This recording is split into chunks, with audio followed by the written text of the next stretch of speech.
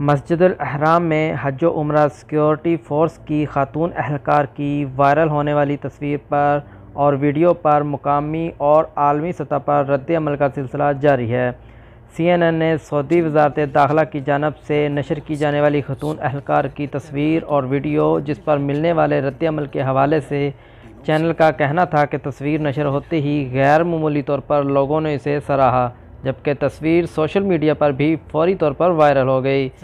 Web news सबक के मुताबिक हज उम्रा अमन फ़ोर्स की खातून एहलकार की तस्वीर पर सऊदी तफरीह कमेटी के सरबराह तुर्की आल अल शेख ने अपने कमेंट में कहा कि वतन की बेटी मैदान अमल में, जबकि शहजादा सताम बिन खालिद आल सऊद ने मज़कूरा तस्वीर के साथ सऊदी अरब का झंडा भी शेयर किया।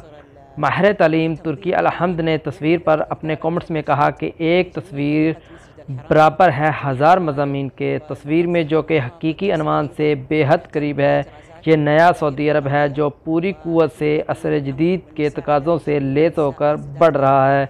दूसरी जानब सियासी तजिया निगार अली अश-शाबी ने अपने ट्वीट में कहा कि सऊदी खातून पुलिस एहलकार जो कि मक्का में उम्रा ज़ायरीन की निगरानी कर रही हैं, सऊदी माशरे में खुशगवार तब्दीली है। इस पर वाशिंगटन से सियासी तजिया निगार रीट्वीट करते हुए कहा, सऊदी अरब के ताल्लुकात आमा के लिए बेहतरीन तस्वीर साबित होगी।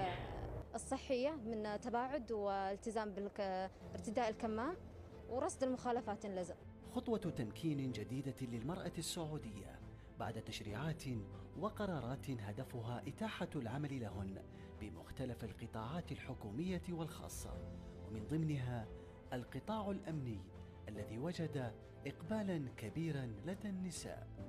من الحرم المكي، سلطان السلمي.